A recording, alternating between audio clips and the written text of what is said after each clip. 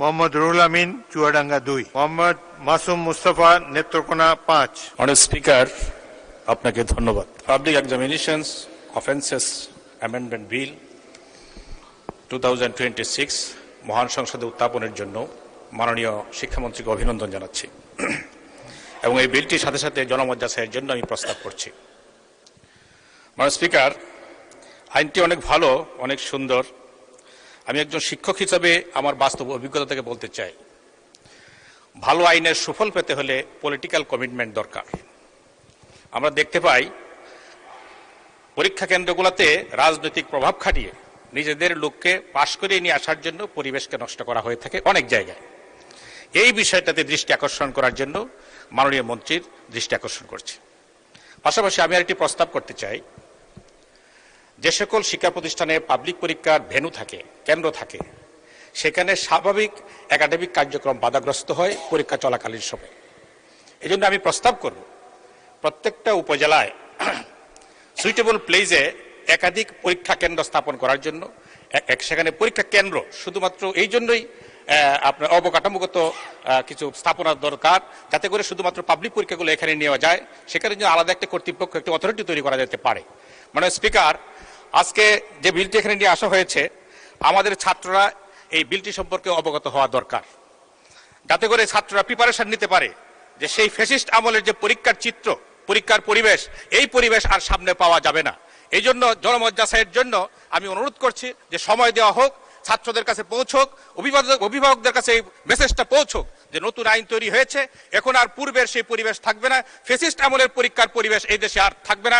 এই জন্য আমি জনমত যাচাইয়ের জন্য বিলটি পেশ করার জন্য, জনমত যাচাইয়ের জন্য বিলটি প্রেরণ করার জন্য অনুরোধ জানাচ্ছি। ধন্যবাদ। মাননীয় শিক্ষামন্ত্রী। ধন্যবাদ মাননীয় স্পিকার। আমি অত্যন্ত আনন্দিত যে এই মহান সংসদে প্রত্যেক মাননীয় সংসদ সদস্য, সরকারি এবং বিরোধী দলের সকলেই এই বিলটিকে সাদরে ওনারা গ্রহণ করেছেন এবং ওনারা আগামী বাংলাদেশ গড়ার জন্য সকলের অঙ্গীকার রয়েছে এবং সেই কারণেই এই বিলটিকে নিয়ে ব্যাপক আলোচনা ওনারা করেছেন। বিলটি মূলত 1980 সালে শহীদ রাষ্ট্রপতি জিয়াউর রহমান পাবলিক পরীক্ষা কিভাবে নিয়ন্ত্রিত করা যায় সেই সময়ে এই আইনটি তিনি করেছিলেন। সময়ের অনেক দিন গড়িয়ে যাওয়ার কারণে এই আইনটি এখন স্থবির হয়ে দাঁড়িয়েছে বিধায় আমরা এই আইনটি পুনরায় এনেছি। মাননীয় সংসদ সদস্যগণ বলছেন যে এটাকে যাচাই বাছাই করতে দেওয়া হোক। আসলে আইন একটি ছিল এবং পরিবর্তনের সাথে সাথে সামঞ্জস্য রেখে ডিজিটাল ক্রাইম বেড়েছে, সেই জন্য এগুলি করা হয়েছে। আমি সংক্ষিপ্তভাবে বলতে চাই, আমি নোট নিয়েছিলাম প্রত্যেকেই ওনারা যা যা বলেছেন এই বিষয়গুলি কিন্তু এখানে গুরুত্ব সহকারে দেওয়া হয়েছে। তবে 10 বছর সাজা 5 বছর কমিয়ে আনা হয়েছে, সেটা সত্য, বাট বাকি সবগুলোই আপনাদের প্রত্যেকটি পয়েন্ট এখানে উল্লেখ করা হয়েছে। আন্ডার এজ জুবিনাইল হলে যেটা হয় সেটাও করা হয়েছে। সবকিছুই সুনিপুণভাবে আমরা চেষ্টা করেছি এটাকে ভালোভাবে উপস্থাপন করার জন্য। আমি আশা করব যাচাই বাছাই করে সময় আমরা কালক্ষেপণ না করে, আপনার কয়েকদিন আগেও একটি পরীক্ষার সময় 8 জন শিক্ষার্থীকে ঢুকতে দেওয়া হয়নি, অ্যাডমিট কার্ড দেওয়া হয়নি, আমরা সেগুলি ব্যবস্থা করেছি। এই আইনের কারণে যে ব্যক্তিকে আমরা অ্যারেস্ট করেছিলাম সে হয়তো আজকে বেল নিয়ে চলে আসছে।